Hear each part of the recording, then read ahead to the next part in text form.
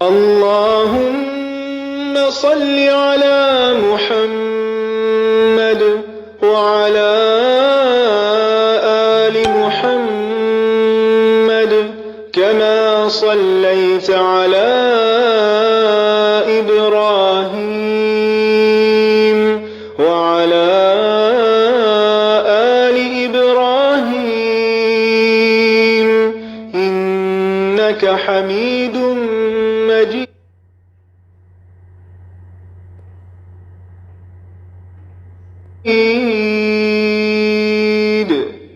اللهم بارك على محمد وعلى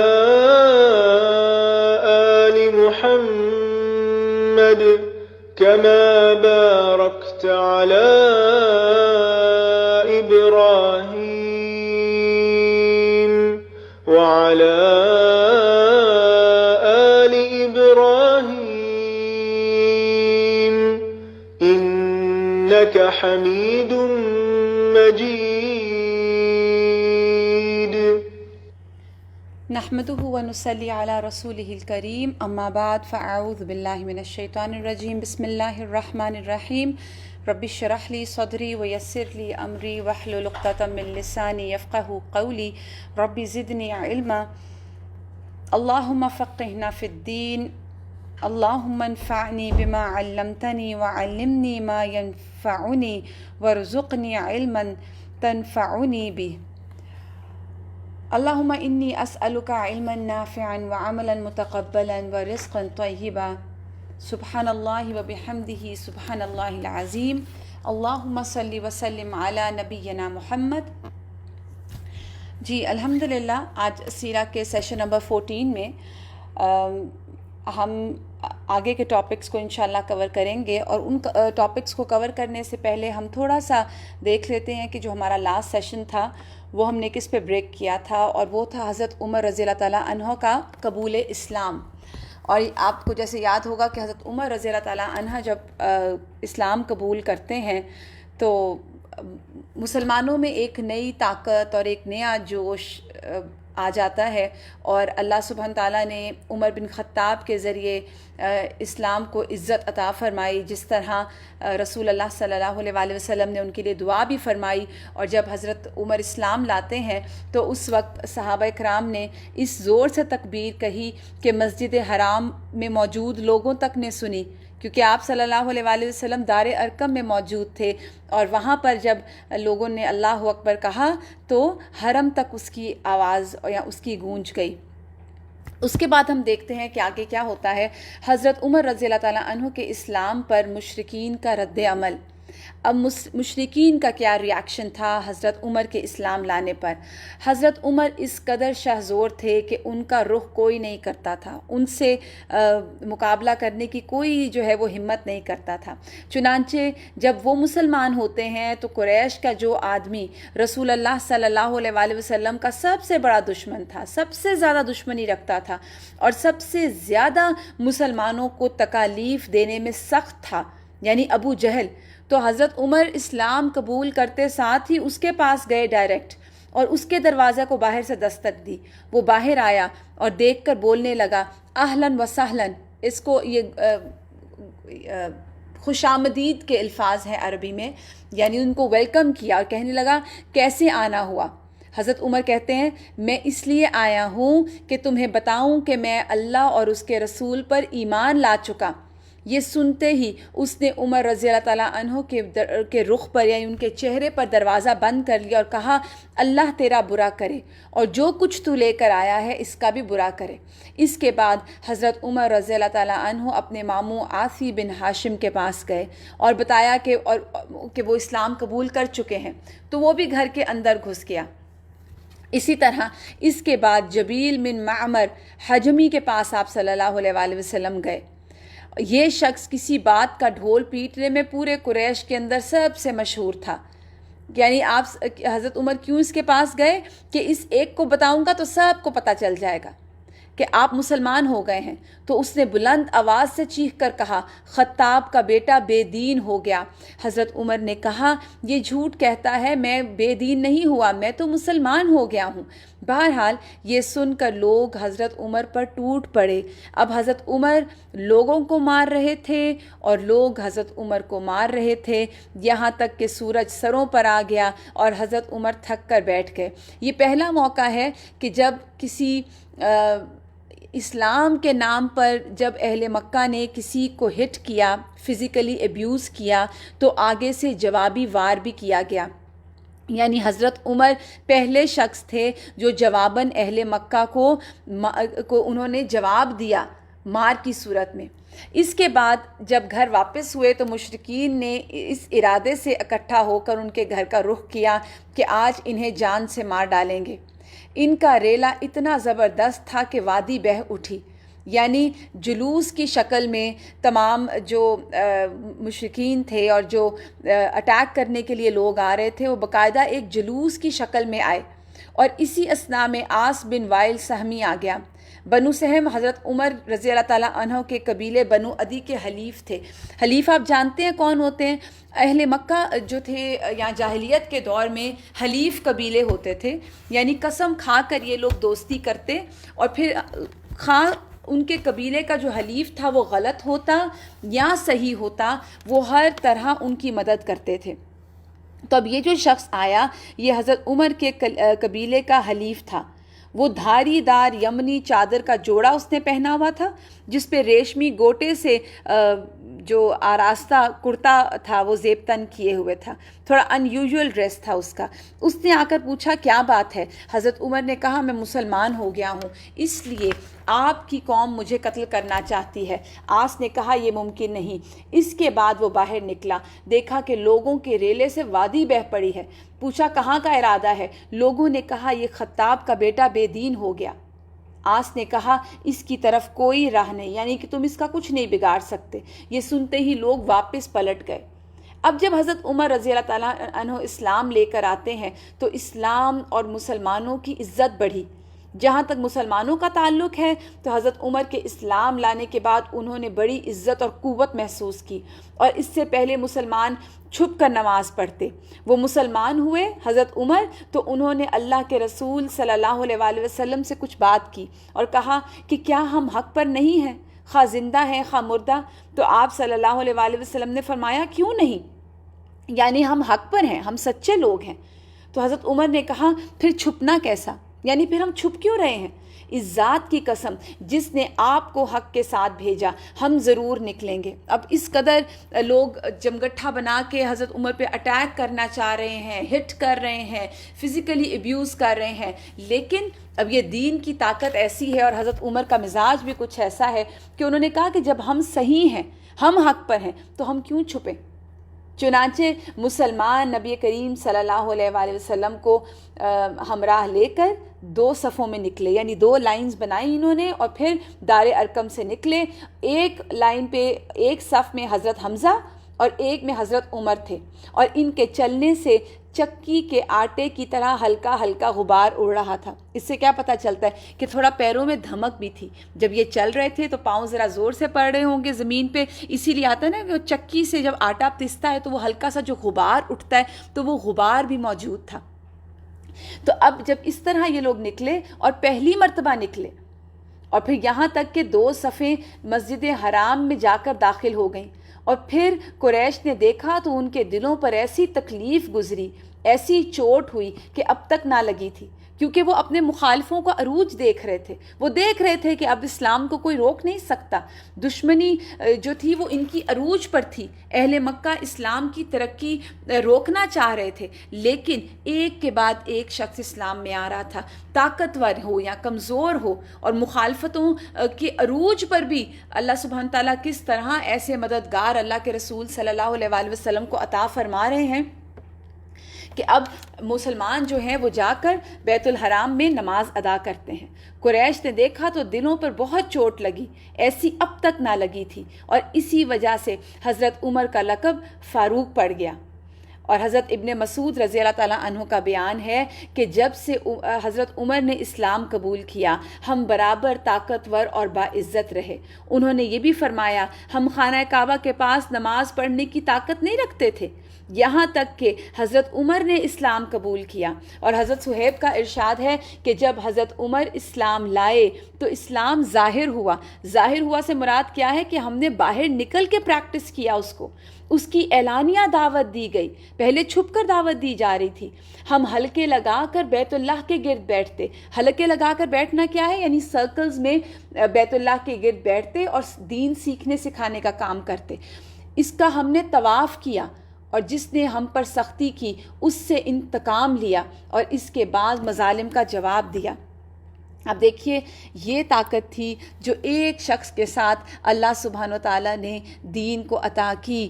اور حضرت عمر کے بارے میں اور حضرت عمر کے فضائل آپ پڑھنے بیٹھیں تو کہاں سے بات شروع ہوتی ہے اور وہ بات ختم ہو ہی نہیں سکتی، کہاں تک جاتی ہے۔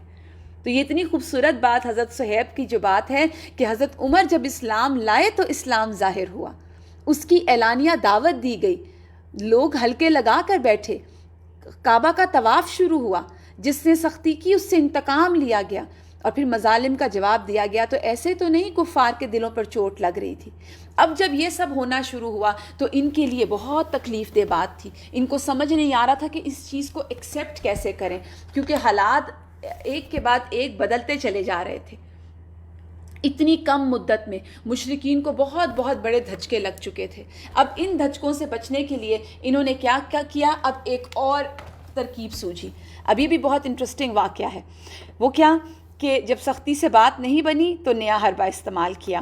حضرت حمزہ اور حضرت عمر کے مسلمان ہو جانے کے بعد جب مشرکین نے مسلمانوں کی طاقت دیکھی، ان کی شان و شوکت دیکھی، تو باہم مشورے کرنے لگے۔ آپ دیکھیں نا کہ آپ کا دشمن کوئی اس طرح سے ہو جس کو آپ اس طرح آپ اس کے اگینسٹ جاتے ہوں، اور وہ آپ کے سامنے اس طرح سے نکل کے آئے، اور دین کے اوپر جہاں پہ یہاں بات ہو رہی ہے تو مسلمانوں کو کس طرح دبایا گیا تھا کہ مسلمان چھپ کر نمازیں ادا کرتے، وہ اپنے ریچولز ادا نہیں کر سکتے تھے، حالانکہ ان ریچولز میں وہ کسی کو تکلیف نہیں دے رہے تھے، بس یہ کہ نہ نماز پڑھ سکتے تھے نہ دین کی بات کر سکتے تھے۔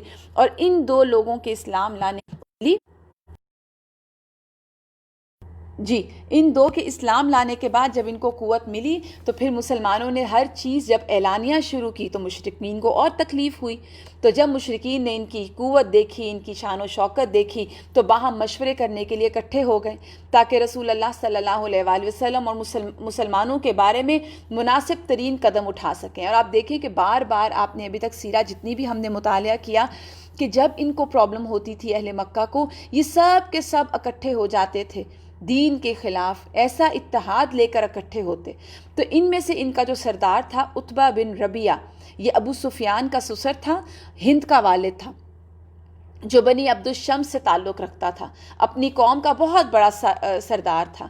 کہنے لگا قریش کے لوگوں، کیوں نہ میں محمد صلی اللہ علیہ وآلہ وسلم کے پاس جا کر ان سے گفتگو کروں اور ان پر چند باتیں پیش کروں، ممکن ہے کہ وہ کوئی چیز قبول کر لیں تو وہ چیز ہمیں دے دیں گے اور وہ ہم سے باز رہیں گے، یعنی پھر وہ ہمارے دین میں انٹرفیئرنس نہیں کریں گے۔ لوگوں نے کہا ٹھیک ہے ابو الولید آپ جائیے اور ان سے بات کیجیے۔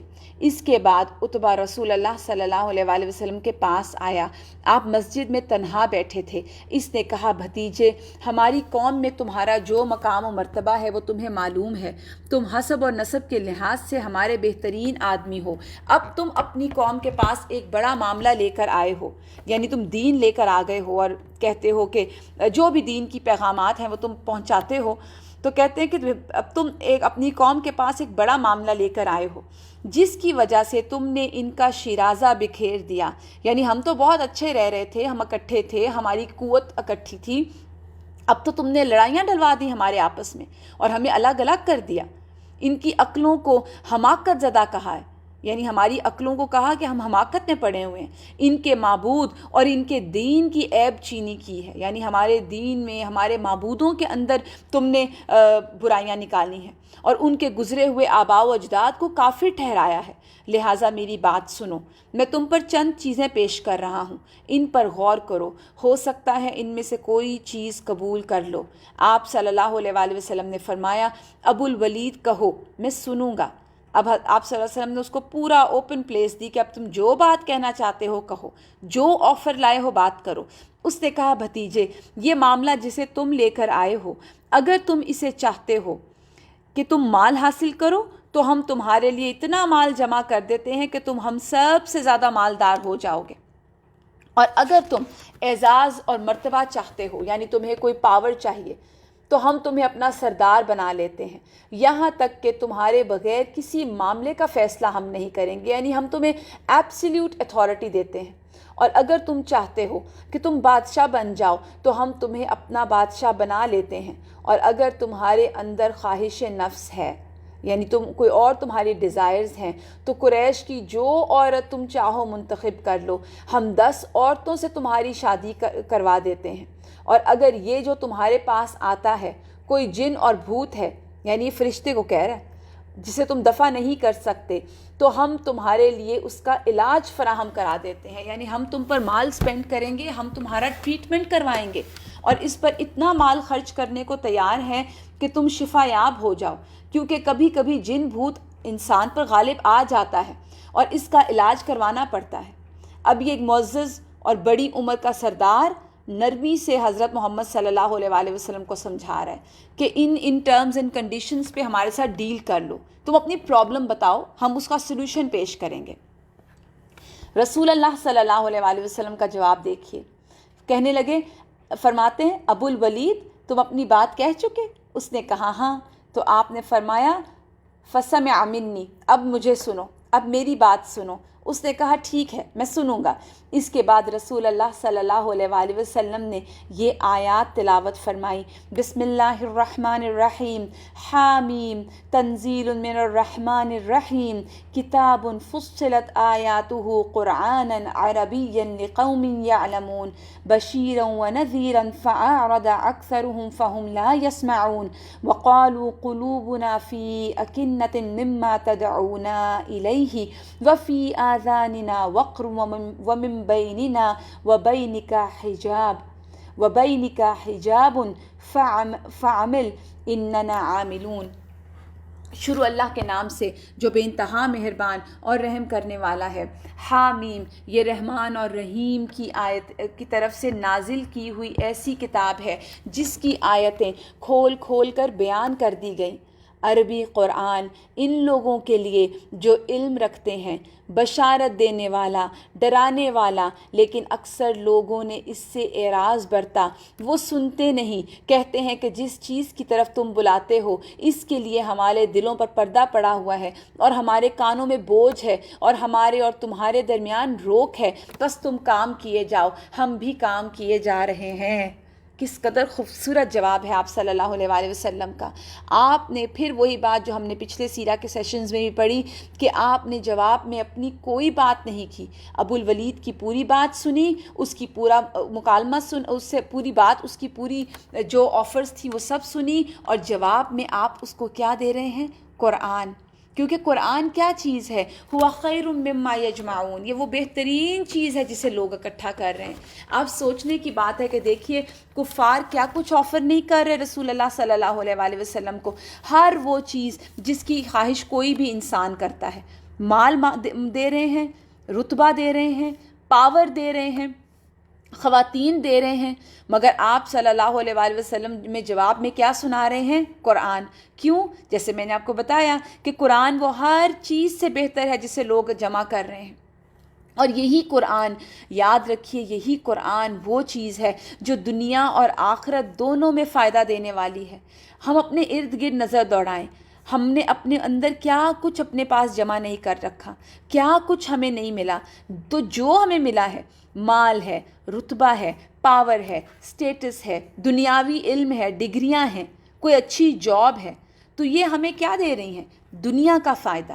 بعض اوقات ہمارے یہی چیزیں ہمارے بگاڑ کا باعث بن جاتی ہیں۔ اگر میرے پاس مال زیادہ ہے، حسن زیادہ ہے، ڈگریاں زیادہ ہیں، رتبہ زیادہ ہے، پاور زیادہ ہے، تو میرے اندر انسٹنکٹلی سب سے پہلے جو فوراً پہلی چیز آتی ہے وہ کیا آئے گی؟ کہ میں دوسرے سے بہتر ہوں، دوسرے پر فخر، پھر دوسرے کو حقیر سمجھنا، پھر تکبر، اور پھر ان چیزوں میں پڑھ کر ہم کیا کرتے ہیں، ہمارے ایٹیٹیوڈز خراب ہو جاتے ہیں، ہمارے اخلاق خراب ہو جاتے ہیں، ہم اپنی آخرت کی تباہی کرتے ہیں۔ اور اگر ان تمام نعمتوں کے ساتھ، کیونکہ دیکھیے یہ مال ہو گیا، یہ دولت ہو گئی، یہ جو چیزیں آپ کے سامنے میں نے ابھی بولی، یہ تمام چیزیں بھی کیا ہیں، اللہ کی نعمت ہیں۔ اور اگر یہ نعمتیں ہمارے پاس ہیں اور ان نعمتوں کے ساتھ قرآن کی تعلیم ہے، تو ہمیں پتہ ہوگا کہ ہم نے ان نعمتوں کو پا کے اپنے ایٹیٹیوڈز کیا رکھنے ہیں، اپنے طریقے کیا رکھنے ہیں، اپنے بیہیویئرز کیا رکھنے ہیں۔ تو جب قرآن کی تعلیم ساتھ ہوگی تو دنیا کا بھی فائدہ مل جائے گا، اور انہی چیزوں کے ساتھ، اسی مال کے ساتھ، اسی جاہ کے ساتھ، اسی دنیاوی نعمتوں کے ساتھ انسان اپنی آخرت بھی بنا لے گا۔ اور پھر آپ دیکھیے کہ دائی کی تبلیغ کا طریقہ بھی پتہ چلتا ہے کہ قرآن سنائیں، قرآن پڑھنا سیکھیں اور قرآن پہنچائیں، کیونکہ یاد رکھیے ہدایت کا ذریعہ یہی کتاب ہے، یہ اللہ تک پہنچانے والی کتاب ہے، اور اس کے مطابق ہی عمل کا فائدہ ہوگا۔ دنیا کی نعمتیں بھی اگر انسان قرآن کے علم کے ساتھ حاصل کرے گا نا، تو وہ انسان کو دنیا اور آخرت دونوں میں فائدہ مند ہو جائے گی۔ اور دوسری طرف یہ چیزیں جو ہیں، مال، رتبہ، ان تمام چیزوں کی حرص، ہوس اور لالچ انسان کے دل میں موجود ہے، تو ان کو دل سے نکالنا ضروری ہے۔ اگر ہم دین کا کام اس لیے کر رہے ہیں کہ ہمیں دنیا کا کوئی فائدہ مل جائے، تو یاد رکھیے دین کے کام میں کبھی برکت نہیں آ سکتی۔ اب یہاں پر وہ آپ صلی اللہ علیہ وآلہ وسلم کو اتنی اٹریکٹیو ایک کے بعد ایک جو ہے وہ آفرز دے رہا ہے کہ آپ کو جو چاہیے آپ بولے، ہم آپ کو دیں گے۔ لیکن آپ صلی اللہ علیہ وآلہ وسلم بہت ہی کاملی اور بہت ہی سکون سے اس کی بات سننے کے بعد اس کو کیا جواب دے رہے ہیں؟ قرآن کے اندر جواب آ رہا ہے، اور وہ کیا آ رہا ہے کہ دیکھو یہ آیتیں جس کو تم کہہ رہے ہو کہ تم نے شرازہ بکھیر دیا، یا آپس میں پھوٹ ڈل گئی، یا ہمیں برا بھلا کہہ رہے ہو، یا تم پر کوئی جن بھوت ہے، جو بھی آپ اس کے ایلیگیشنز لے آئیے، اس کے جواب میں قرآن کی اہمیت بتائی جا رہی ہے کہ یہ عربی قرآن کن لوگوں کے لیے ہے، بشارت دینے والا ہے، ڈرانے والا ہے، لیکن لوگوں کا ایٹیٹیوڈ بھی بتایا جا رہا ہے کہ وہ اعراض کرتے ہیں، سنتے نہیں ہیں۔ اور پھر لوگوں کا طریقہ کیا ہوتا ہے کہ جس چیز کی طرف تم ہمیں بلاتے ہو یہ ہمیں سمجھ نہیں آ رہی۔ آج ہمارا بھی یہی حال ہے، ہم مسلمان ہوتے ہوئے اپنی اس کتاب کے ساتھ یہی ایٹیٹیوڈ رکھے ہوئے ہیں۔ ہمیں عربی سمجھ ہی نہیں آتی، ہم اس کو سمجھنا چاہتے ہی نہیں، کیونکہ اس کے لیے محنت کرنی ہے۔ ہم قرآن کے لیے محنت کرنا چاہتے ہی نہیں، اور اکثر لوگوں نے اعراض کیا، تو اعراض کرنے سے کیا بات ہے؟ اعراض کرنے سے کیا مراد ہے کہ جی یہ آج کچھ نیٹ کا مسئلہ ہے، اور یہ مجھے لگتا ہے کچھ فلکچویٹ کر رہا ہے۔ اگر آپ کو آواز کلیئر آ رہی ہے تو کائنڈلی مجھے پھر بتا دیجیے گا، اگر کوئی پرابلم ہے تو وہ بھی مجھے آپ مینشن کر دیجیے کمنٹ باکس میں۔ تو یہاں پر جو سیکھنے کی بات ہے کہ آپ صلی اللہ علیہ وآلہ وسلم کی چوائس آف آیا جو ہے وہ کتنی خوبصورت ہے، کہ قرآن کی جس طرح وہ قرآن کو ڈینائی کر رہے ہیں، تو آپ صلی اللہ علیہ وآلہ وسلم بھی قرآن ہی کی امپورٹنس کا جواب لے کر آئے ہیں آگے۔ اور جیسے ہم بات کر رہے تھے کہ آج ہمارا بھی یہی ایٹیٹیوڈ ہے، ہمارے پاس ہر چیز کے لیے وقت ہے، ہمارے لیے ہر چیز جو دنیا کا فائدہ دے رہی ہے وہ امپورٹنٹ ہے، اور سب سے جو لیس امپورٹنٹ ہے وہ کیا ہے؟ قرآن اور اس کی تعلیم، کیونکہ اس کے لیے ہمارے پاس وقت نہیں۔ اس کے بعد اب ہوتا کیا ہے کہ جب آپ صلی اللہ علیہ وآلہ وسلم یہ آیات اس کو سناتے ہیں، رسول اللہ صلی اللہ علیہ وسلم پڑھتے گئے، اور عتبہ اپنے دونوں ہاتھ زمین پر ٹیک لگائے سنتا رہا۔ جب آپ صلی اللہ علیہ وآلہ وسلم اس آیت پر پہنچے، اور وہ آیت کیا ہے؟ فَإِنْ أَعْرَضُوا فَقُلْ أَنذَرْتُكُمْ صَاعِقَةً مِثْلَ صَاعِقَةِ عَادٍ وَثَمُودَ، بس اگر وہ روح گردانی کریں یعنی مانتے نہیں، تو تم کہہ دو میں تمہیں عاد اور سمود کی کڑک جیسی ایک کڑک کے خطرے سے آگاہ کر رہا ہوں۔ تو عتبہ نے اپنا ہاتھ رسول اللہ صلی اللہ علیہ وآلہ وسلم کے منہ پر رکھ دیا، اور قرابت کا واسطہ دے کر کہنے لگا ایسا نہ کریں، کیونکہ ڈر گیا نا، اس کو ڈر تھا کہ کہیں یہ عذاب، یہ عاد اور سمود جیسا عذاب ہم پر نہ آ پڑے۔ اس نے کہا اتنا کافی ہے۔ پھر جب رسول اللہ صلی اللہ علیہ وآلہ وسلم آیت سجدہ پر پہنچے، تو آپ صلی اللہ علیہ وآلہ وسلم نے سجدہ کیا، پھر فرمایا ابو الولید تم نے سن لیا؟ اس نے کہا ہاں میں نے سن لیا۔ آپ نے فرمایا اب تم ہو اور وہ ہے۔ عتبہ سے اٹھا اور سیدھا اپنے ساتھیوں کا رخ کیا۔ انہوں نے آپس میں کہا، جب عتبہ کو آتے ہوئے دیکھا تو اس کی جو باڈی لینگویج تھی وہ بدل چکی تھی، تو کہنے لگے واللہ عتبہ تمہارے پاس وہ چہرہ لے کر نہیں آ رہا جو لے کر گیا تھا، یعنی جس ایٹیٹیوڈ کے ساتھ وہ گیا تھا وہ باڈی لینگویج نہیں ہے اس کی۔ پھر جب وہ ان کے درمیان آ بیٹھا تو انہوں نے کہا، ابو الولید پیچھے کی کیا خبر ہے؟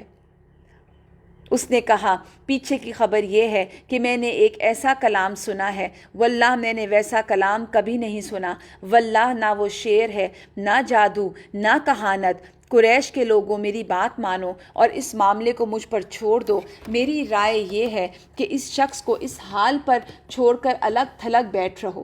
اللہ کی قسم، اس کا جو میں نے قول سنا ہے، یعنی جو کلام میں سن کر آ رہا ہوں، اس سے زبردست واقعہ رونما ہو کر رہے گا۔ یعنی وہ مان گیا، اس نے جب سنا تو اس نے اس کی حقانیت کو بھی جان لیا، لیکن اپنے آپ کو سرنڈر نہیں کیا، اور کہہ کیا رہا ہے کہ یہ جو کلام لے کر آیا ہے، جو قول میں سن کر آ رہا ہوں، یہ عام بات نہیں ہے، اس سے ریولوشن آئے گا، زبردست واقعہ رونما ہو کر رہے گا۔ اب اگر اس شخص کو عرب نے مار ڈالا تو تمہارا کام دوسروں کے ذریعے ہو جائے گا، یعنی جو کام تم کرنا چاہتے ہو، یعنی رسول اللہ صلی اللہ علیہ وآلہ وسلم سے چھٹکارا حاصل کرنا چاہتے ہو، تو اگر عربوں نے ان کو مار ڈالا تو تمہارا کام ہو جائے گا۔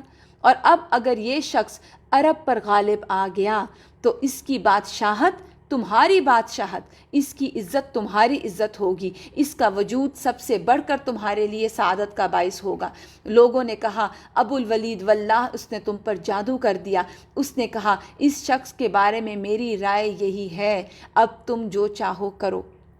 اب کیا ہوتا ہے کہ اس کے بعد جب یہ واقعہ رونما ہوا کہ اتنا بڑا سردار اٹھ کر گیا، اور پھر جب وہ واپس آتا ہے تو اس طرح ہتھیار پھینکے ہوئے، شکست خوردہ، اور بالکل آپ صلی اللہ علیہ وآلہ وسلم کے پیغام کے ساتھ کنونس ہو کے جب واپس آتا ہے، تو صرف 4 ہفتے یا اس سے کم مدت تھی کہ مشرکین کو 4 بڑے بڑے دھچکے لگ چکے تھے۔ اب وہ دھچکے کیا تھے؟ یعنی حضرت حمزہ نے اسلام قبول کیا، حضرت عمر مسلمان ہو گئے، پھر محمد صلی اللہ علیہ وآلہ وسلم نے ان کی پیشکش یا سودے بازیاں جو انہوں نے بھیجی تھی وہ مسترد کی، پھر قبیلہ بنی ہاشم اور بنی مطلب کے سارے مسلم اور کافر، اب کیا ہوتا ہے، یہ سب ایک ساتھ ہو جاتے ہیں۔ اب یہ کیا ہوا کہ ابو طالب جو تھے انہوں نے بنی ہاشم اور بنی مطلب کو جمع کیا۔ حالات چونکہ بار بار چینج ہو رہے تھے نا، تو ابو طالب اب بہت کنفیوژن میں تھے، اور ان کو ڈر تھا کہ مشرکین کہیں ان کے بھتیجے کو نقصان نہ پہنچائیں، اور برابر وہ خطرہ محسوس کر رہے تھے، پچھلے واقعات پر وہ غور بھی کر رہے تھے۔ تو مشرکین نے انہیں مقابلے کی بھی دھمکی دی تھی، پھر ان کے بھتیجے کو ایک شخص کے عوض کہا تھا کہ آپ ایک شخص عمارہ بن ولید کو رکھ لیں اور اپنے بھتیجے محمد کو ہمیں دے دیجئے صلی اللہ علیہ وآلہ وسلم، تو ہم اس کو قتل کر دیں گے اور آپ اس شخص کو بھتیجا بنا لیں۔ ابو جہل ایک بھاری پتھر لے کے جیسے ان کا رسول اللہ صلی اللہ علیہ وآلہ وسلم کا سر کچلنے کے لیے اٹھا۔ عقبہ بن ابی معیط نے چادر لپیٹ کر گلا گھونٹنے اور مار ڈالنے کی کوشش کی۔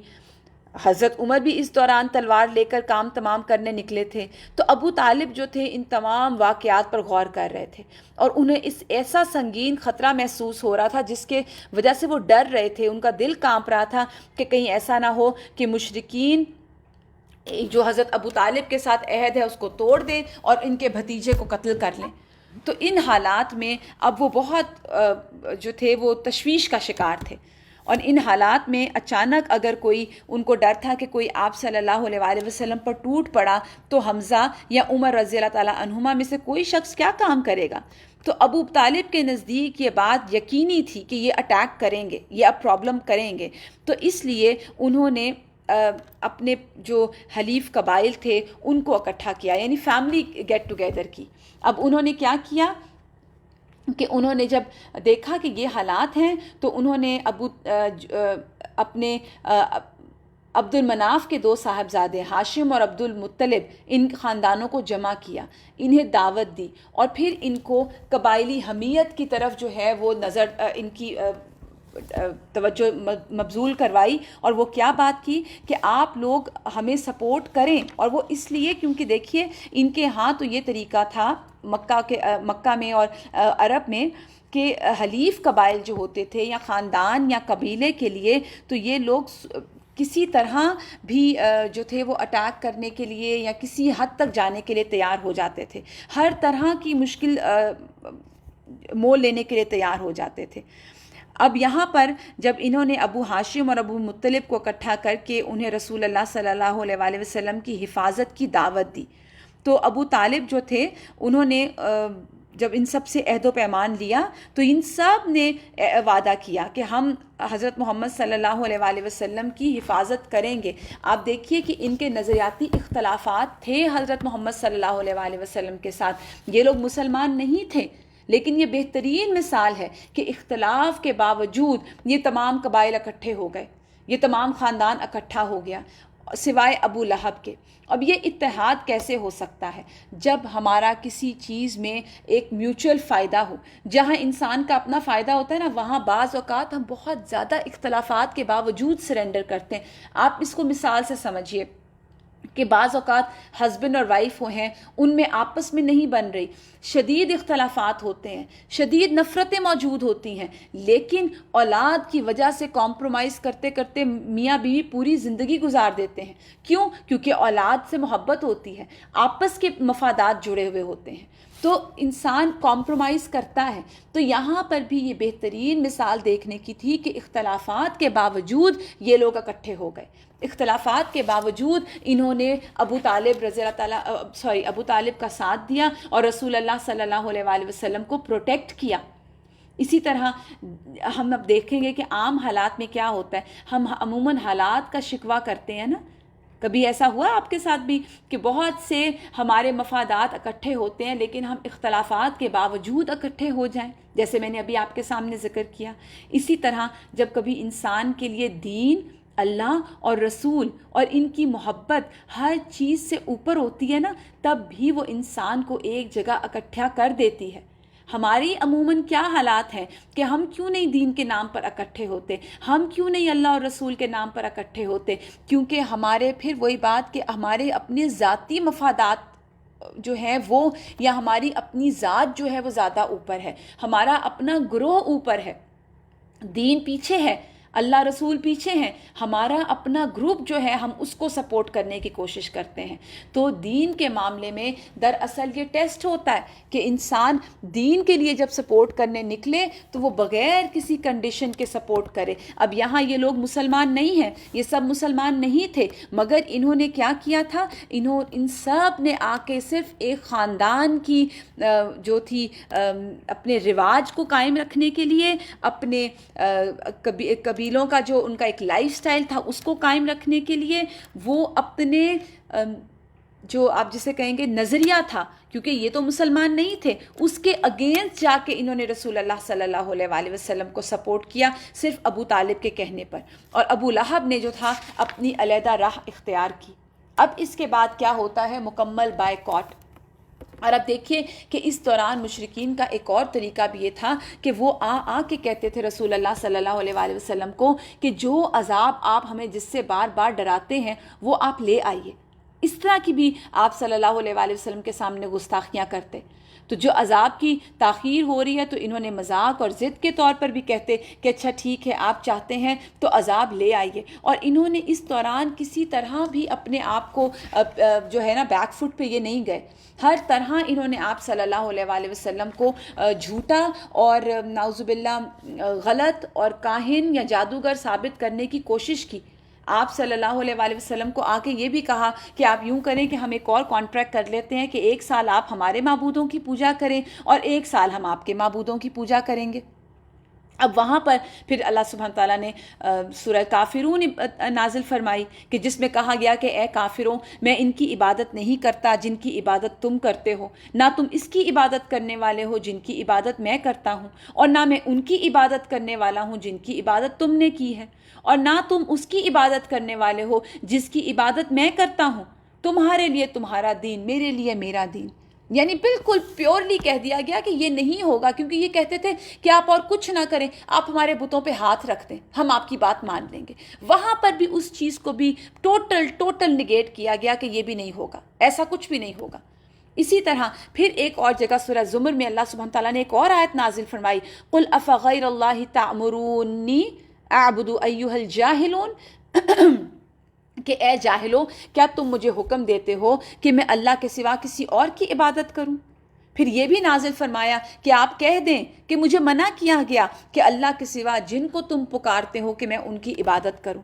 اب یہاں پر یہ لوگ ایک سٹیپ بیک، اپنی بیک فٹ پہ جانے کو تیار نہیں تھے، اختلافات ختم کرنا نہیں چاہ رہے تھے۔ عتبہ بن ربیعہ کا جو واقعہ میں نے آپ کو بتایا، اس سے ان کو بڑی امیدیں تھیں کہ عتبہ جائے گا اور سمجھائے گا اور سارے جو ہے وہ ہم ان کی ضرورتیں پوری کر دیں گے رسول اللہ صلی اللہ علیہ وآلہ وسلم کی۔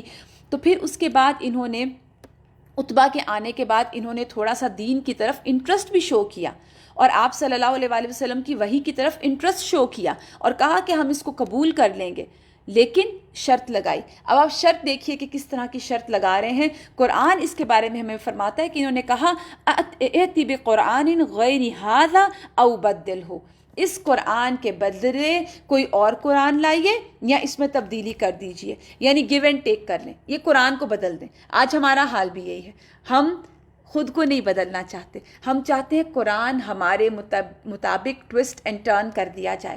یہ لوگ بھی یہی چاہتے تھے کہ قرآن کو بدل دیں، قرآن میں تبدیلی کر دیں۔ اللہ نے آپ صلی اللہ علیہ وآلہ وسلم کو حکم دیا، قُلْ مَا يَكُونُ لِي أَنْ أُبَدِّلَهُ مِنْ تِلْقَاءِ نَفْسِي إِنْ أَتَّبِعُ إِلَّا مَا يُوحَىٰ إِلَيَّ إِنِّي أَخَافُ إِنْ عَصَيْتُ رَبِّي عَذَابَ يَوْمٍ عَظِيمٍ۔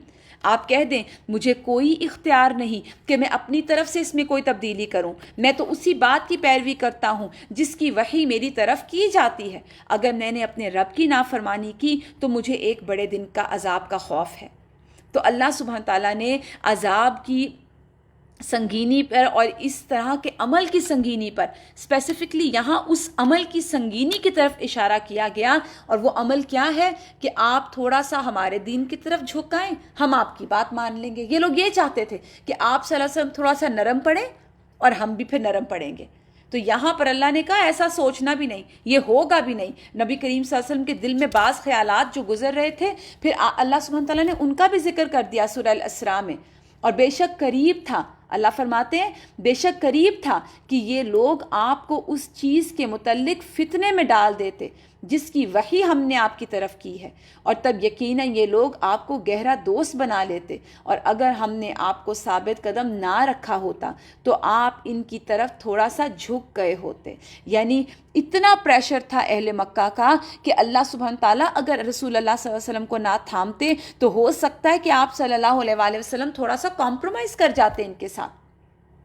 لیکن ایسی صورت میں ہم آپ کو زندگی کا دگنا اور موت کا دگنا عذاب چکھاتے، یعنی اگر آپ ان کی طرف مائل ہو جاتے، اہل مکہ کے طریقوں پر چلنا شروع کر دیتے یا ان کی آفرز قبول کر لیتے تو دنیا اور آخرت میں دگنا عذاب ہم آپ کو چکھاتے۔ یہ کس کو کہا جا رہا ہے؟ یاد رکھیے نبی کریم صلی اللہ علیہ وآلہ وسلم قطعاً ایسا کرنے والے نہ تھے، لیکن یہ آپ کو بتا کر ہم جیسوں کو سکھایا جا رہا ہے۔ آپ صلی اللہ علیہ وآلہ وسلم تو ایسا کرنے والے نہیں تھے، اور پھر آپ اپنے خلاف کوئی مددگار نہ پاتے۔ اب ان ٹھوس مواقف سے مشرکین پر کچھ باتیں کلیئر ہو گئیں، اور وہ کیا کہ رسول اللہ صلی اللہ علیہ وآلہ وسلم واقعی دین کی دعوت دے رہے ہیں۔ آپ کوئی تاجر نہیں تھے، آپ کوئی شاپ کیپر نہیں تھے کہ آپ قیمت کے بارے میں بارگیننگ کرتے، ان کے ساتھ کوئی سودے بازیاں کرتے۔ جیسے بارگیننگ جب کوئی انسان کرتا ہے تو وہ کیا کہتا ہے، وہ پیسوں کے اوپر تھوڑا سا آگے پیچھے کر لو، کچھ اس طرح سے ایڈجسٹمنٹ کر لو۔ آپ صلی اللہ علیہ وآلہ وسلم جہاں شرک کی بات آ رہی تھی، دین کی بات آ رہی تھی، کہیں کمپرومائز نہیں کر رہے تھے۔ اس سے ان کو کلیئر ہو گیا کہ یہاں پر آپ صلی اللہ علیہ وآلہ وسلم کو دنیاوی فائدے دے کر نہیں ہم جیت سکتے، ان کو وہاں سے نہیں ہم ہٹا سکتے، کیونکہ ان کے لیے دنیا کی جو باتیں آج ہم نے پڑھی ہیں، جو چیزیں ہم نے آج دیکھی ہیں، مال، رتبہ، جاہ و جلال، دولت، خواتین، کوئی بھی آپ ڈیزائر لے آئے، آپ صلی اللہ علیہ وآلہ وسلم پر وہ اثر نہیں کر رہی۔ اب ایک اور طریقے سے آئے، انہوں نے یہود کے پاس اپنے کچھ نمائندے بھیجے، کیونکہ یہود کے بارے میں تو آتا ہے نا قرآن میں بھی کہ یہ اس طرح پہچانتے تھے اللہ کے رسول صلی اللہ علیہ وآلہ وسلم کو جس طرح کوئی اپنے بچوں کو پہچانتا ہے، جس طرح کوئی اپنے بیٹے کو پہچانتا ہے۔ اتنی ان کے پاس ڈیٹیلڈ انفارمیشن تھی آخری نبی کے بارے میں۔ اب اہل مکہ نے بھی کوئی راستہ نہیں چھوڑا، یہود کے پاس انہوں نے بھیجا اپنا ایک نمائندہ، اور یہود نے کیا کہا کہ آپ رسول اللہ صلی اللہ علیہ وآلہ وسلم اگر واقعی نبی ہیں تو 3 کویسچنز کریں ان سے۔ اگر انہوں نے واقعی جواب دے دیا تو اس کا مطلب ہے وہ سچے نبی ہیں، ورنہ بناوٹی ہے۔ اس سے چند نوجوانوں کے بارے میں پوچھو جو زمانہ اول میں گزر چکے، ان کا کیا واقعہ ہے، کیونکہ ان کا واقعہ بڑا عجیب ہے۔ اور ان سے ایک گردش کرنے والے آدمی کے متعلق پوچھو جو زمین میں مشرق اور مغرب تک جا پہنچا تھا، اس کی کیا خبر ہے۔ اور اس سے روح کے بارے میں پوچھو، وہ کیا چیز ہے۔ اب یہ 3 کویسچنز ریز کرنے کو کہا گیا، ایک اصحاب کہف کے بارے میں، دوسرا ذوالقرنین کے بارے میں، اور پھر تیسرا کیا تھا، روح کے بارے میں۔ چنانچہ سرداران قریش نے جب رسول اللہ صلی اللہ علیہ وآلہ وسلم کے سامنے وہ کویسچنز رکھے تو جواب میں سورہ کہف نازل ہو گئی، جس میں ان نوجوانوں کا قصہ تھا، اصحاب کہف کا، گردش کرنے والے آدمی کا واقعہ تھا، ذوالقرنین کا، اور اسی طرح سورہ الاسراء میں روح کے متعلق بھی جواب نازل ہو گیا، یسألونک عن الروح، کہ وہ روح کے بارے میں کویسچن کرتے ہیں آپ سے، قل الروح من امر ربی، کہہ دیجئے روح میرے رب کے حکم سے ہے۔ اگر آپ نے تھوڑا سا یہاں تک سیرہ کا جو ہم سیشنز پڑھ رہے ہیں اور آپ نے غور کیا ہو کہ قرآن کا جتنا پورشن ہم پڑھتے ہیں اور جب ہم اس کے ساتھ ساتھ سیرہ کو پڑھتے ہیں تو وہ ہمیں قرآن سمجھنے میں بہترین طریقے پر یہ سبجیکٹ مدد کرتا ہے، کیونکہ آپ میں سے جتنے لوگ بھی قرآن کے اسٹوڈنٹس ہیں ان کے لیے تو سیرہ مسٹ ہے، اور ایک دفعہ نہیں بار بار پڑھنا مسٹ ہے، کیونکہ یہ بہت سی آیات ایسی ہیں جو میں آپ کے ساتھ شیئر کرتی ہوں، اور پھر ان کا پس منظر جب ہمیں پتہ چلتا ہے تو ہمیں پتہ چلتا ہے کہ کس موقع پہ، کس سچویشن میں، کن حالات میں یہ آیت آئی تھی، اور اس کے بعد قرآن فہمی آسان ہو جاتی ہے۔ تو اب ہوتا کیا ہے، اس امتحان کے بعد قریش کو مطمئن ہو جانا چاہیے تھا کہ واقعی محمد رسول ہیں صلی اللہ علیہ وآلہ وسلم اور وہ حق ہیں، لیکن ان ظالموں نے پھر بھی نہیں مانا، پھر بھی کفر پر جمے رہے۔ ایسا محسوس ہوتا ہے نا کہ جب ان پر حقائق ظاہر ہو گئے، حق کھل گیا، تو انہوں نے کچھ تھوڑا سا فلیکسیبل ہوئے، کچھ لچک دکھائی، چنانچہ انہوں نے نبی کریم صلی اللہ علیہ وسلم کی بات سننے پر آمادگی کا اظہار کیا، اور یہ بھی ظاہر کیا کہ ہم مان لیں گے آپ کی بات، ہم قرآن سنیں گے، لیکن ایک شرط ہے۔ اب وہ شرط دیکھیے کیا لگا رہے ہیں، بات پہ اپنی شرطیں منواتے تھے نا، اپنے ٹرمز اینڈ کنڈیشن پر دین لینا چاہتے تھے۔ کہتے ہیں کہ جس مجلس میں یہ کمزور مسلمان نہ بیٹھے ہوں نا، جیسے عبداللہ بن مسعود ہو گئے اور بہت سے غلام صحابہ تھے، حضرت خباب بن ارت تھے، پھر اس کے بعد حضرت بلال حبشی تھے، تو کہتے تھے کہ یہ لوگ موجود نہ ہوں تو ایسی کسی مجلس میں بلائیں جہاں یہ کمزور مسلمان حاضر نہ ہوں۔ یہ غلام اور مساکین، یہ VIP کلچر جو تھے نا، وہ اس کو پروموٹ کر رہے تھے نا، کہ وہ ہمارا VIP سٹیٹس جو ہے وہ موجود رہنا چاہیے، یہ غلام اور مساکین وہاں پر نہ آئیں جو پہلے سے مسلمان ہو چکے تھے، کیونکہ ان کا مطالبہ یہ تھا کہ ہم تو مکہ کے بڑے لوگ ہیں، ہم ان مسکینوں کے ساتھ بیٹھیں، اور وہ یہ صحابہ ایمان اور تقویٰ کے اتنے بڑے لیول پر، ان کو کیا نظر آتے تھے، کمزور غلام، تو ان کے لیے ان کی ویلیو نہیں تھی۔ لیکن اللہ، اب یہ کل ہم نے القدوس میں یہ بھی پڑھا نا کہ اللہ کتنا شکور ہے، اللہ کتنا قدردان ہے، تو آپ دیکھیے اللہ کی قدریں کیا ہیں۔ دنیا کے یہ اتنے بڑے بڑے سردار، اس وقت کے ایسے سردار کہ ان کی جہاں سے یہ گزرتے تھے لوگ ان کے آگے اپنے ہاتھ بچھاتے تھے، اور اس طرح یہ لوگ موو کرتے تھے، اور اتنی بڑی ان کی شان تھی، اور اللہ سبحانہ وتعالیٰ ان کے مقابلے میں کمزور غلام صحابہ کو کتنی امپورٹنس دے رہے ہیں، اور فرما رہے ہیں وَلَا تَطْرُدِ الَّذِينَ يَدْعُونَ رَبَّهُمْ بِالْغَدَاةِ وَالْعَشِيِّ يُرِيدُونَ وَجْهَهُ ما علیک من حسابہم من شیء وما من حسابک علیہم من شیء فتطردہم فتکون من الظالمین۔ جو لوگ اپنے رب کی مرضی چاہتے ہوئے، یعنی اپنے رب کی رضا چاہتے ہوئے اسے صبح و شام پکارتے ہیں، آپ انہیں اپنی مجلس سے دور ہرگز نہ کریں۔ یعنی اللہ کے ہاں اللہ کو صبح شام پکارنے والے لوگ اتنے امپورٹنس کے حامل ہیں۔ تو آپ سوچئے کہ کیا ہم صبح شام اللہ سبحانہ تعالیٰ کو یاد کرتے ہیں؟ اگر ہم اللہ سبحانہ تعالیٰ کو صبح شام یاد کرتے ہیں، آپ صبح شام کے اذکار پڑھتے ہیں، آپ ذکر اذکار کرتے ہیں، تو آپ بھی ان لوگوں میں شامل ہو سکتے ہیں۔ یعنی یہاں پر فرمایا جو اپنے رب کی رضا حاصل کرنے کے لیے صبح و شام اللہ کو پکارتے ہیں، آپ انہیں اپنے آپ سے دور نہ کریں۔ آپ پر ان کا کوئی حساب نہیں، یعنی اہل مکہ اگر نہیں مانتے تو آپ پر کوئی حساب نہیں، اور ان پر آپ کا کوئی حساب نہیں۔ آپ انہیں اگر ہٹائیں گے، یعنی اللہ کے پیارے لوگ ہیں، یہ اللہ کے چنے ہوئے لوگ ہیں، کیونکہ اللہ، یاد رکھیے، اپنا ذکر، اپنا کلام اپنے پیاروں کے منہ سے ہی جاری کرواتا ہے۔ تو یہاں پر اپنی یاد اللہ تعالیٰ نے ان کے دلوں میں ڈالی ہوئی تھی نا، تو وہ صبح شام اپنے رب کو یاد کرتے تھے. تو ایسی یاد کرنے والوں کا اللہ کے ہاں اصل مقام ہے. دنیا کا مال، دنیا کی دولت، دنیا کی پاور، دنیا کی عزت، اللہ کو کیا چاہیے اس میں سے؟ وہ تو اللہ کی دی ہوئی ہے، وہ تو اللہ کی عطا کردہ ہے، اس میں سے کسی انسان کا کیا کمال. تو یہاں پر اللہ سبحانہ تعالیٰ نے کلیئر اینڈ کٹ اپنے نبی کو کہہ دیا کہ آپ نے ایسا نہیں کرنا، آپ نے ان لوگوں کی وجہ سے میرے ان بندوں کو نہیں تکلیف دینی. میرے ان بندوں کو بے شک وہ غلام ہیں، دنیا کے لحاظ سے ان کا کوئی سٹیٹس نہیں، ان کو کوئی کچھ نہیں کہے گا، ان کو نہیں ہٹانا، آپ نے ان کی بات نہیں ماننی اہل مکہ کی، کیونکہ یہ چاہتے تھے نا کہ ان کو ہٹائیں تو ہم آ جائیں گے. اس سے ایک اور بات پتہ چلتی ہے کہ ان کے اندر سے تکبر گیا نہیں تھا، انہوں نے دین کو دراصل مانا نہیں تھا، یہ صرف اس لیے آنا چاہ رہے تھے کہ وہ جیسے ہوا چل رہی ہے تو ہم بھی ذرا یہ چل کے دیکھیں کہ یہ کہتے کیا ہیں. لیکن اور اس چلنے میں بھی ان کا وہ وی آئی پی کلچر جو تھا وہ ان کے آڑے آ گیا، اور اس وی آئی پی کلچر نے ان کو دین بھی قبول نہ کرنے دیا. تو اب اس کے بعد جب یہاں پر یہ بات ہو گئی تو اس کے بعد حضرت ابو طالب کا واقعہ، جیسے میں نے آپ کو بتایا کہ انہوں نے سب کو اکٹھا کیا اور ان سب سے وعدہ لیا، فیملی سے ساری، بنو ہاشم سے اور بنو مطلب کو اکٹھا کر کے رسول اللہ صلی اللہ علیہ وسلم کی حفاظت کی دعوت دی، جس پر ان کے تمام مسلمان اور کافر سب نے لبیک کہا، اور خانہ کعبہ کے پاس ایک وعدہ بھی کیا، ایک ٹریٹی بھی ہوئی. اور پھر ابو لہب جو تھا وہ اس نے اپنا الگ رستہ اختیار کیا اور قریش کے ساتھ ہو کر آپ صلی اللہ علیہ وآلہ وسلم کو اور باقی فیملی کو تکلیف دینے میں وہ آگے تھا. اب مکمل بائیکاٹ ہو گیا. آپ دیکھیے دین کا راستہ آسان نہیں ہے. اب آپ بائیکاٹ دیکھیے کس طرح ہوا. مشرکین کی حیرت اور بڑھ گئی کیونکہ ان کی ساری پلاننگز جو تھیں، ساری پلاٹنگز جو تھیں وہ ختم ہو گئیں.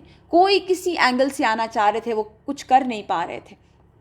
انہوں نے دیکھا کہ بنو ہاشم اور بنو مطلب اب کچھ بھی ہو جائے وہ رسول اللہ صلی اللہ علیہ وآلہ وسلم کی حفاظت کا پکا عزم کر چکے ہیں، لہٰذا وہ اس صورتحال پر غور کرنے لگے کہ اب ہم کریں کیا. تو انہوں نے فیصلہ کرنے کے لیے خفیف بنی کنانہ میں جمع ہوئے، یہ ایک ایریا کا نام ہے، اور سر جوڑ کر مشورہ کیا. پھر وہی بات آپ دیکھیے، ہر مرحلے پر یہ قریش جو ہیں یہ بھی حالانکہ مسلمان نہیں تھے، اکٹھے ہو جاتے ہیں، مشورہ کرتے ہیں، فیصلہ کرتے ہیں، اور پوری اپنی اسٹرینگتھ اکٹھی کر کے بائیکاٹ کر رہے ہیں. اب کیا کرتے ہیں کہ اکٹھے ہوتے ہیں اور پھر ایک ظالمانہ حل ان کو سمجھ آیا. اس پر انہوں نے ایک ٹریٹی سائن کی، ایک کچھ سینکشنز لگیں گی اب ان کے اوپر، یعنی کچھ سوشل بائیکاٹ کیا. کس کا سوشل بائیکاٹ؟ بنو ہاشم کا اور بنو مطلب کا. ان دو خاندانوں کا سوشل بائیکاٹ کیا گیا. اور وجہ کیا تھی کہ یہ رسول اللہ صلی اللہ علیہ وآلہ وسلم کی حفاظت کر رہے تھے قریش سے اور ان کو سپورٹ کر رہے تھے. پھر میں نے جیسے آپ کو بتایا کہ یہ سپورٹ کرنے میں ان میں کچھ لوگ کافر بھی تھے، کچھ مسلمان تھے، لیکن وہ کافر بھی آپ صلی اللہ علیہ وآلہ وسلم کو سپورٹ کر رہے تھے. اور وجہ کیا تھی کہ وہ قبیلے کی اور خاندان کی حمیت کے لیے، یہ ان کا عرب قبائل کا لائف سٹائل تھا کہ ان کا قبیلہ اگر غلط ہوگا تو وہ غلط کا بھی ساتھ دیں گے، اگر صحیح ہوگا تو صحیح کا ساتھ دیں گے. اب ہوا کیا کہ وہ لوگ بنو ہاشم اور بنو مطلب کا بائیکاٹ کریں اور یہ عہد کریں کہ ان کے ساتھ نہ شادی بیاہ ہوگا، نہ ان سے خرید و فروخت کریں گے، نہ بات چیت کریں گے، نہ کبھی اس طرح کسی سے کوئی صلح قبول کریں گے، اور نہ ان کے ساتھ کسی طرح کی مروت برتیں گے، یہاں تک کہ وہ رسول اللہ صلی اللہ علیہ وآلہ وسلم کو قتل کے لیے ان کے حوالے کر دیں. سب چھوڑ کر ایک شخص کی جان کا مطالبہ ہے، اور ایک شخص کی جان کے مطالبے کے لیے پورے خاندان کو عورتوں اور بچوں سمیت کس قدر تکلیف میں ڈال رہے ہیں. یہ سینکشنز یہ بالکل اسی طرح ہے نا جیسے آج بھی آپ دیکھیے کہ اگر کسی ملک کی کسی کے ساتھ لڑائی ہو تو وہ بھی ملکوں کی بھی آپس میں گروپنگز ہو جاتی ہے نا، ایک ملک ایک کو سپورٹ کرتا ہے، دوسرا دوسرے کو سپورٹ کرتا ہے، اور ہر طرح سے ایک دوسرے کی سپورٹ کرتے ہیں.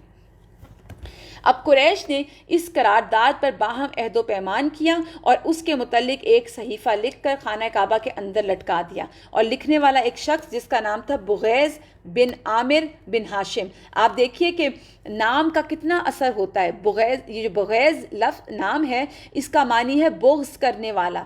تو اس شخص نے وہ ایک جو سینکشنز تھیں اور وہ جو سوشل بائیکاٹ کی جو شکیں تھیں وہ اس نے ریٹن فارم میں لکھی اور پھر اس کے بعد اس کو کعبہ کے اندر لٹکایا، اور پھر اس شخص کے بارے میں رسول اللہ صلی اللہ علیہ وآلہ وسلم نے، اور پھر اس بد دعا کے نتیجے میں اس کا ہاتھ، یا کہتے ہیں کہ ہاتھ کی بعض انگلیاں شل ہو گئی تھیں، یعنی پھر وہ آئندہ لکھ نہیں سکتا تھا۔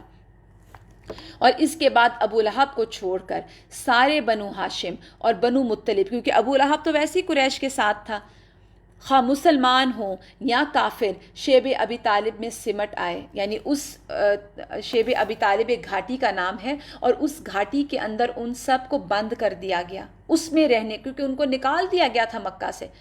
اب ان کا چارہ پانی بند کر دیا گیا، تاجروں کو ان کے ساتھ لین دین سے منع کر دیا گیا، چنانچہ یہ لوگ سخت مشقتوں میں پڑ گئے، یعنی کچھ بھی ان سے لین دین نہیں ہو رہا تھا، یہاں تک کہ درختوں کے پتے اور چمڑے کھائے، فاقوں پر فاقے کیے، حتیٰ کہ عورتوں اور بچوں کے بھوک سے بلکنے کی آوازیں باہر تک سنی جاتیں۔ ان کے پاس کوئی چیز پہنچ نہیں سکتی تھی، اگر پہنچتی بھی تھی تو چھپ چھپا کر۔ حکیم بن حزام جو کہ حضرت خدیجہ کے بھتیجے تھے، یہ چھپ کر اپنی پھوپھی حضرت خدیجہ کے لیے کچھ گیہوں بھجوا دیا کرتے تھے۔ یہ لوگ گھاٹی میں صرف حرام مہینوں میں، یعنی حرمت والے مہینوں میں ہی باہر نکلتے اور باہر آئے ہوئے قافلوں سے کچھ خرید و فروخت کر لیتے، لیکن اہل مکہ ان کے سامان کی قیمت اس قدر بڑھا کے لگاتے کہ یہ لوگ خرید ہی نہ سکیں۔ یعنی ہوتا کیا تھا کہ جب باہر کے قافلے چیزیں بیچنے آتے، ان کو تو نہیں پتا تھا کہ ان کا بائیکاٹ ہوا ہوا ہے، تو اہل مکہ اتنی ہائی پرائسز پے کرتے تھے آنے والوں کو کہ وہ شیب ابی طالب میں جو یہ رسول اللہ صلی اللہ علیہ وسلم کی فیملی جو محصور تھی، ان لوگوں کو اتنی ہائی پرائسز پہ چیز بیچی جاتی کہ وہ خریدنے کے قابل ہی نہیں رہتے، اور ان ہائی پرائسز پہ سب کچھ اہل مکہ خود خرید لیتے تھے۔ انتہائی بدترین طرح کا اور انتہائی تکلیف دینے کی بدترین قسم ہے کہ کسی کو بھوکا رکھا جائے۔ کہا جاتا ہے کہ بچوں کے رونے کی آوازیں گھاٹی سے باہر تک سنی جاتی تھیں، اور اہل مکہ میں سے ہی کچھ جو تھے وہ رحم کر کے چھپ چھپا کے کچھ نہ کچھ ان کو کھانے پینے کے لیے پہنچا دیا کرتے تھے۔ سعد بن ابی وقاص کے کچھ ایک دو باتیں اس میں آتی ہیں، وہ کہتے ہیں، جو کہ اسی گھاٹی میں موجود تھے، وہ کہتے ہیں کہ ایک رات میں بہت بھوکا تھا، مجھے اس قدر بھوک لگی کہ مجھے اپنے پیروں تلے کوئی تر چیز محسوس ہوئی، یعنی نرم سی کوئی سافٹ چیز محسوس ہوئی، یعنی سافٹ اس لیے کہ وہ چبا سکتے ہوں گے، تو کہتے ہیں کہ میں نے اسے منہ میں ڈال لیا اور مجھے آج تک نہیں معلوم کہ وہ کیا چیز تھی۔ ایک اور روایت میں یہی کہتے ہیں کہ میں پیشاب کر رہا تھا اور پیشاب تلے مجھے کسی چیز کی آواز سنائی دی، اور میں نے جب دیکھا تو اونٹ کے چمڑے کا ایک ٹکڑا تھا، میں نے اسے اٹھا لیا، اسے اچھی طرح دھویا، آگ میں پکا کر کوٹ لیا، اس کا صفوف بنا کر پانی کے ساتھ نگل لیا، اگلے 3 دن تک میں نے اسی کے ساتھ گزارا کیا۔ پتے کھا کر پورا سسٹم، کہتے ہیں صحابہ کرام کا یا ان لوگوں کا جو اس وقت محصور تھے، ایسے ہو گیا تھا جیسے وہ جانوروں کا ہوتا ہے کہ ان کے اندر سے جو چیزیں باہر آتی تھیں وہ مینگنیوں کی طرح ان کو سٹول وغیرہ پاس ہوتا تھا، کیونکہ وہ پتے کھاتے تھے نا، تو پتے کھانے کی وجہ سے ان کا جو ٹوٹل اندر کا سسٹم تھا وہ بکریوں کی طرح یا جانوروں کی طرح ہو گیا تھا۔ ان تمام سختیوں کے باوجود آپ دیکھیے وہاں سے کوئی چھپ کر باہر نہیں نکلا، کوئی دھوکہ دے کر باہر نہیں گیا، کسی نے رسول اللہ صلی اللہ علیہ وسلم کے ساتھ چیٹ نہیں کیا، کسی نے آپ صلی اللہ علیہ وآلہ وسلم کو یہ تک نہیں کہا شکوے کا لفظ بھی کہ تمہاری وجہ سے اے محمد ہم اس مشکل میں پڑ گئے ہیں۔ یہ تھا ان کا سپورٹ اپنے قبیلے اور خاندان کے لیے۔ دو ان میں کچھ لوگ ایسے تھے جو ابھی نان مسلمز تھے، لیکن اس نان مسلم ہونے کے باوجود وہ آپ صلی اللہ علیہ وآلہ وسلم کو پروٹیکٹ کر رہے تھے، صرف اپنے کسٹمز اور اپنی روایات کی وجہ سے۔ اور یہاں پر جیسے میں نے آپ کو بتایا کہ بہت سے لوگ جو تھے وہ بہت تکلیف میں انہوں نے زندگی گزاری۔ ادھر رسول اللہ صلی اللہ علیہ وآلہ وسلم کا کیا حال تھا کہ ان ساری سختیوں کے باوجود مسلسل وہ اللہ کی طرف دعوت دے رہے تھے۔ بالخصوص ایام حج جب قبائل ہر طرف سے مکہ آتے تھے، آپ صلی اللہ علیہ وآلہ وسلم نے اپنا کام نہیں چھوڑا کہ آپ کہتے کہ اچھا ابھی تو ایگزائل ہے، میرے گھر میں میرے بھی بچے ہیں، وہ بھوکے ہیں، دیکھو نا میرے خاندان والے بھوکے ہیں، موسم گرم ہے، آرام نہیں مل رہا، تو ہم کام نہیں کر سکتے. کہیں ایسا نہیں ہوا، کام کہیں نہیں رکا.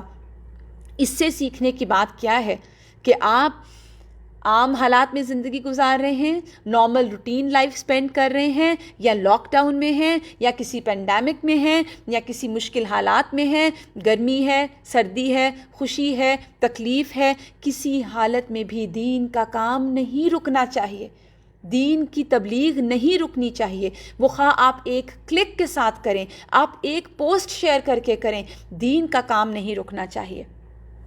اب اس کے بعد کیا ہوتا ہے، کوئی 3 برس کے بعد اس ظلم کے خاتمے کا وقت آیا. چنانچہ اللہ تعالیٰ کی طرف سے 5 اشراف قریش کے دلوں میں یہ بات ڈالی اللہ تعالیٰ نے کہ صحیفہ چاک کر کے بائیکاٹ ختم کر دیں. اور دوسری طرف دیمک بھیج کر اللہ سبحانہ تعالیٰ نے اس صحیفے میں جو کچھ قطع رحمی اور ظلم و ستم تھا اسے چٹ کرا دیا، اور صرف اللہ سبحانہ تعالیٰ کا نام اور ذکر باقی رہا. اللہ اکبر کبیرہ. آپ دیکھیے کس قدر خوبصورت بات ہے نا کہ ادھر سے کچھ اشراف قریش تھے، کیونکہ دیکھیے یاد رکھیے جو دل ہے نا، ہمارے دل، ہم کبھی بھی کہیں میں فلاں کو معاف نہیں کر سکتی، میرے ساتھ فلاں نے ایسے کیا، اور ہم بری بری باتیں بھی اس کی یاد کریں، تو یاد رکھیے یہ دل اللہ سبحانہ تعالیٰ کی 2 انگلیوں کے درمیان ہے. جو آج دشمن ہے، ہمیں کیا پتہ کل وہ ہمارا سب سے قریبی دوست بن جائے، اور جو آج دوست ہے ہو سکتا ہے کل ہمارا دل اس سے ایسے پھرے، دل ہمارا اس سے ایسے اچاٹ ہو کہ ہم اس کی شکل دیکھنے کی بھی روادار نہ ہوں. تو یہ دل تو اللہ کے 2 انگلیوں کے درمیان ہے، اللہ ان کو گھماتے پھراتے رہتے ہیں. تو مایوسی تو کبھی ہونی ہی نہیں چاہیے. کوئی آپ چاہتے ہیں کہ کسی رشتہ دار میں کوئی پھوٹ ہے، کوئی لڑائی ہے، کسی گھر میں آپس میں ناچاکی ہے، تو اللہ سے دعا مانگیں، دلوں کے بدلنے کی دعائیں مانگیں، دلوں کے نرمی کی دعائیں مانگیں، کیونکہ دل اللہ کی 2 انگلیوں کے درمیان ہیں.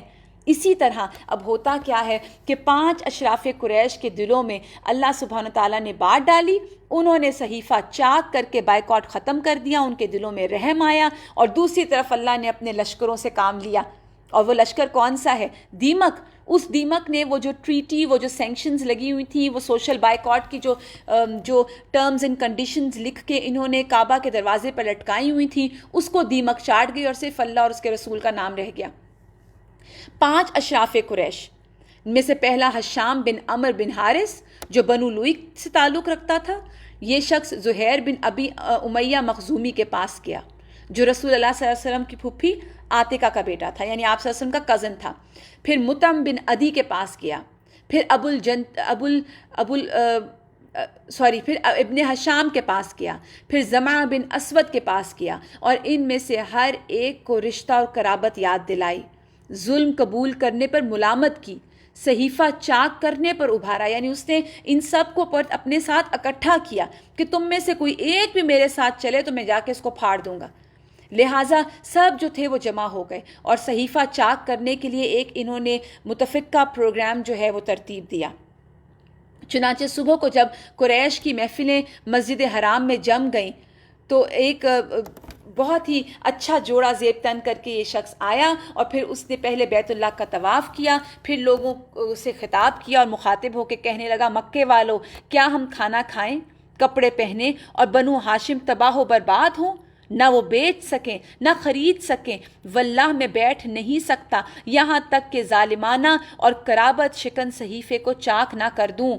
ابو جہل نے کہا، تم غلط کہتے ہو، واللہ اسے چاک نہیں کیا جا سکتا. زمع نے کہا، واللہ تم زیادہ غلط کہتے ہو، یہ جب لکھا گیا تھا تب بھی ہم اس کے لکھنے پر راضی نہیں تھے.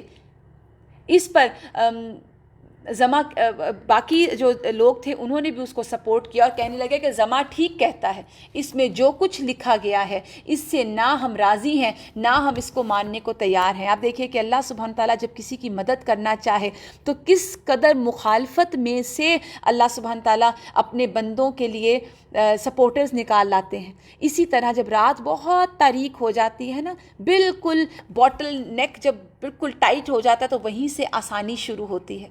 اب مطعم بن عدی کی باری تھی، اس نے بھی کہا، اس نے بھی سپورٹ کیا اور کہا تم دونوں ٹھیک کہتے ہو، اور اس کے خلاف اور جو اس کے خلاف کہتا ہے وہ غلط کہتا ہے۔